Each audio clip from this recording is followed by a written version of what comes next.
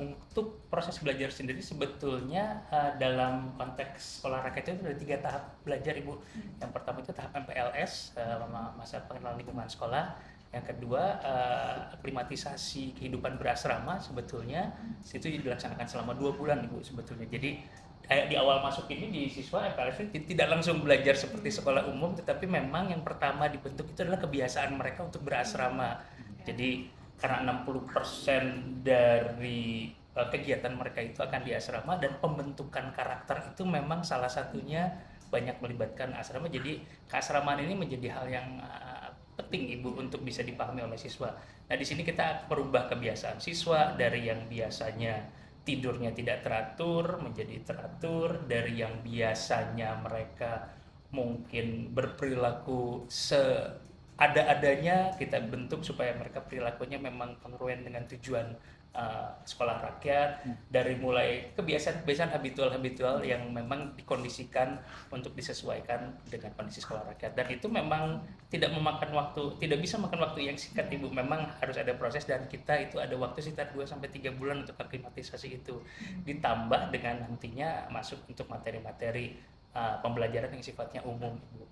Adapun yang ketiga baru kita masuk nanti ke proses KBM. Proses KBM kita sendiri kurikulumnya kurikulum nasional Ibu, tetapi yang diberikan pengayaan khususnya ke personalisasi, pembelajaran yang terpersonalisasi, dan juga nantinya siswa akan diberikan life skills dan kemampuan-kemampuan kehidupan yang mungkin untuk mereka nanti akan bisa menjadi bekal di kemudian hari Ibu. Dan pembelajarannya kita itu sebetulnya kita mengadopsi dari sistem dari sebuah madrasah yang cukup besar di Surabaya, Al-Hikmah Ibu. Memang itu menghibahkan sistemnya kepada kita. Jadi sistemnya itu pembelajaran yang terdigitalisasi menggunakan learning management system Ibu, sehingga para siswa itu nanti bisa memilih, bukan memilih pelajaran tentunya Bu, tapi memilih level kemampuan mereka sejauh mana, lalu kemudian guru-guru membuat modul yang terstruktur untuk kemudian bisa dipelajari oleh siswa, dikerjakan oleh siswa sendiri secara mandiri, terkoordinasi, dan nanti saat ada pengayaan dan penambahan pengayaan dalam konteks pembelajaran, siswa bisa memilih sendiri Bu. Jadi memang terpersonalisasi itu seperti itu Bu. Jadi kalau dalam sistem SR disebutnya multi entry multi exit Bu. Jadi multi entry itu dia bisa masuk kapan saja, lalu juga bisa keluar dengan outcome yang bermacam-macam.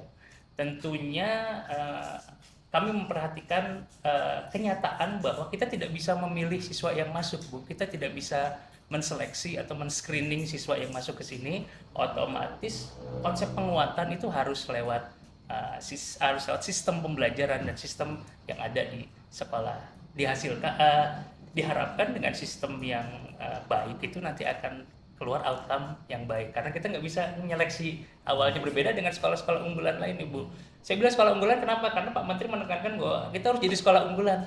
Waduh Pak, unggulan kalau inputnya tidak unggul, maksudnya kurang unggul, atau kita bisa pikirkan ya belum unggul lah gitu. Berarti kan beratnya itu di sistemnya gitu Bu. Jadi ya kita nanti secara simultan akan memikirkan atau akan merencanakan sistem juga pembelajaran yang memang berpusat pada siswa dan cocok gitu Bu. Karena jujur kita belum bisa mengetahui kemampuan dasar siswa, dan kita juga tidak boleh berasumsi Bu.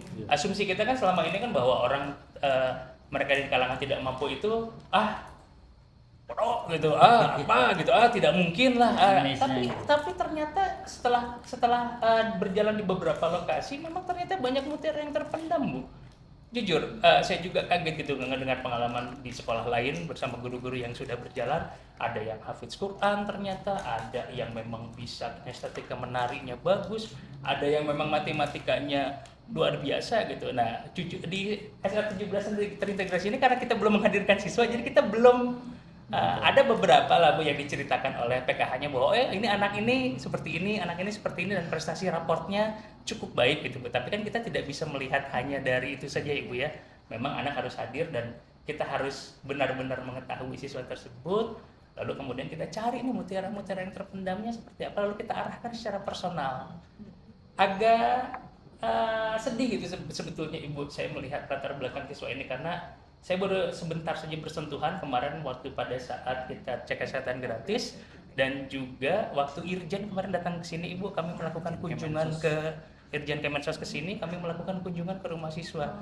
Mungkin agenda Kemensos menyesuaikan validitas data dan lain-lain Bu, tapi kalau kami punya agenda tersendiri, kami ingin tahu sih bagaimana rumahnya, bagaimana kondisi siswanya, bagaimana mereka berinteraksi, kan kelihatan gitu Bu. Pertanyaan pertama yang diajukan oleh Irjen itu sederhana Bu, tapi ini sangat buat saya sangat menyentuh hati. Cita-cita kamu apa? Jeda Bu, lama jedanya. Kebayangkan seorang anak yang untuk membayangkan cita-cita saja yang itu imajiner sifatnya Bu. Saya pengen jadi astronot, saya pengen jadi presiden, saya pengen jadi apa. Tetapi buat mereka itu jeda untuk berpikirnya lama. Secara psikologis itu bisa menunjukkan bahwa mereka itu punya kepribadian yang mungkin inferior, mungkin kurang percaya diri, mungkin memang karena tekanan pressure ekonomi mereka, jadi mereka sama sekali tidak punya mimpi Bu, tidak punya mimpi.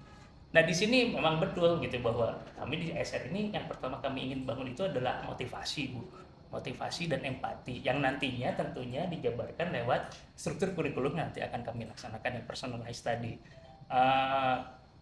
Kedepannya yaitu yang akan kami lakukan dalam bidang pembelajaran Ibu. Tapi untuk sementara memang di awal itu kami melakukan yang tadi dibilang Ibu, pembelajaran yang sifatnya belum seperti belajar Bu kelihatannya. Jadi kalau kami udah masuk ke pembelajaran mereka udah langsung berapa satu dikasih soal matematika, dikasih soal gitu mereka. Tetapi kami simpel aja. Tolong baca buku, ini bukunya untuk seni literasi.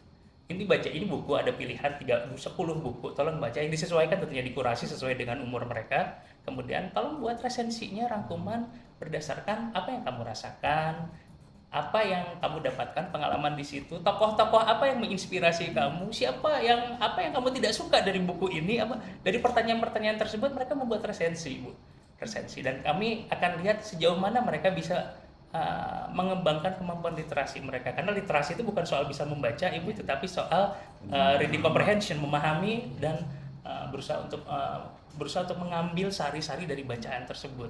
Nah itu pertama yang kami lakukan secara terkoordinasi secara online juga. Nah nanti tugas mereka itu dibawa pada saat MPLS masuk dan kita akan screening Ibu.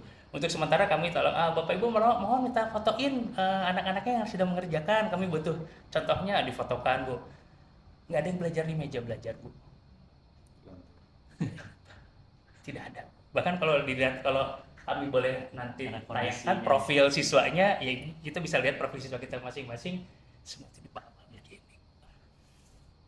Mengingatkan saya pada saya berapa puluh tahun yang lalu.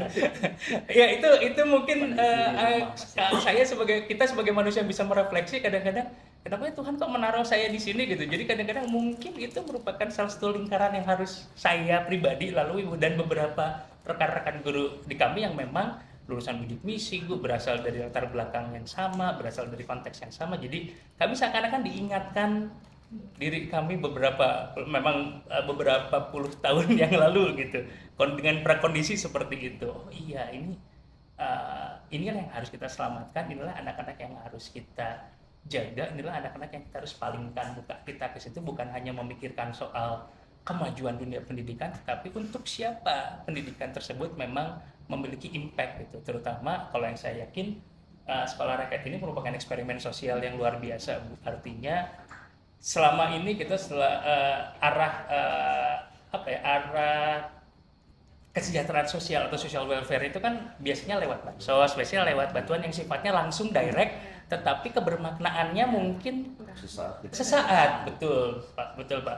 Tetapi dengan konsep sekolah rakyat ini luar biasa, dan di dunia, benar kata Pak Menteri, betul kata Pak Sekjen, mungkin baru di Indonesia memulai eksperimen seperti ini, bahwa siswa siswa yang kurang mampu bukan diambil ya, artinya diberi pilihan untuk masuk ke sekolah rakyat, atas dasar konsensual tertentu, dimasuk, lalu kemudian kita berusaha menjawab pertanyaan-pertanyaan yang selama ini kita pertanyakan.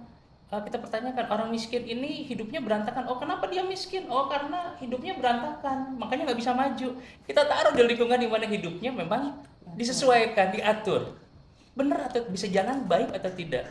oh selama ini kaum miskin itu kan nggak bisa maju karena memang makannya kurang gizi Bu, mereka makan cuma sekali. Kita taruh di tempat di mana kita makan 3 kali sehari bergizi, kecukupan gizinya dicukupi.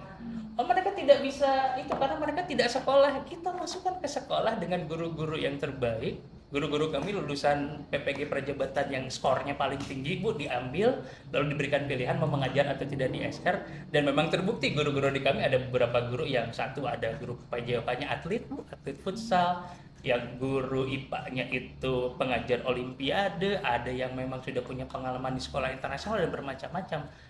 Ditaruh di tempat di mana pendidikan sudah tidak perlu dipertanyakan lagi.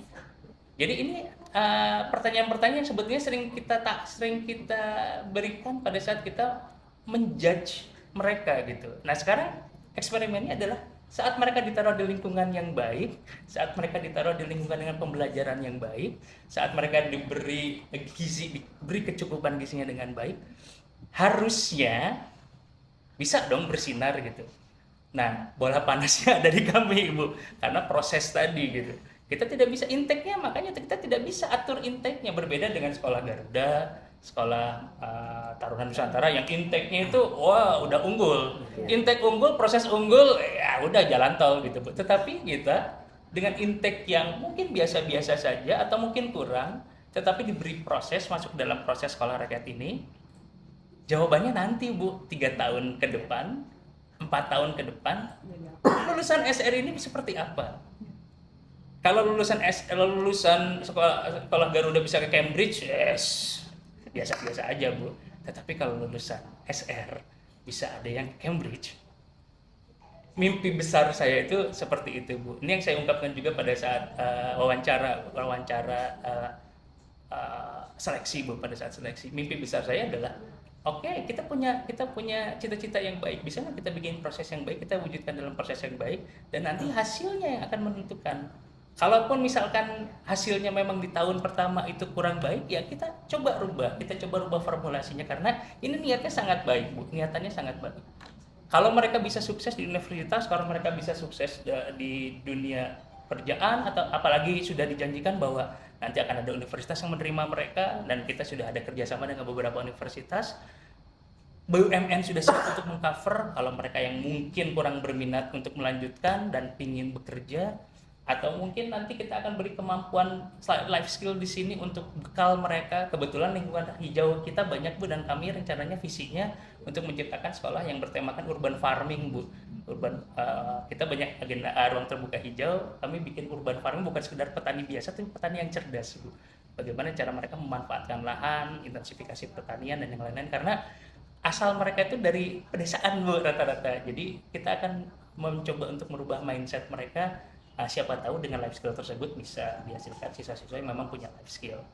Nah pada intinya nantilah waktulah yang akan berbicara Bu. Nanti hasilnya mudah-mudahan siswanya bisa berdaya guna, mereka kembali ke masyarakat, mensupport keluarganya, dan memutus rantai kemiskinan. Itu kan all Indonesian dream banget Bu, mimpi orang Indonesia. Kita selama ini mendengarkan cerita-cerita orang sukses kan seperti itu. Saya dulu tukang macul, sekarang jadi direktur. Saya dulu Pak KDM, saya dagang apa segala macam, kuliah sekarang bisa jadi gubernur. Nah mimpi-mimpi inilah yang kami akan berusaha untuk tularkan, akan berusaha untuk motivasikan dan berusaha untuk wujudkan Bu. Ya, sehingga nanti begitu ditanya anak nanti Bu, kamu cita-citanya apa? Mereka udah jelas langsung, saya pengen jadi arsitek, saya pengen jadi ini, saya pengen jadi ini. Dengan punya cita-cita, mereka akan menumbuhkan keinginan dalam dirinya Bu. Interpersonal skills mereka juga akan menuju ke arah situ. Apa yang dicita-citakan, tentunya dirinya akan mempersiapkan diri mereka menuju arah dan tujuan tersebut. Sekarang kalau ditanya tujuannya aja tidak mengerti, tidak paham, bagaimana mungkin mereka bisa mencapai tujuan dalam hidup mereka Bu? Nah itu kalau dari saya mungkin seperti itu. Mudah-mudahan nanti SR ini bisa mencapai tujuannya Pak, memutus rantai kemiskinan tersebut, lalu juga anak-anak yang bisa sukses ya akan dilihat kapan nanti Bu. Kita akan coba lihat 3 tahun lagi bagaimana sih kualitas lulusan SR, dan bagaimana nanti SR ini bisa membuktikan dirinya sebagai instrumen pengentasan kemiskinan di Indonesia tentunya. Mungkin itu yang bisa saya jelaskan.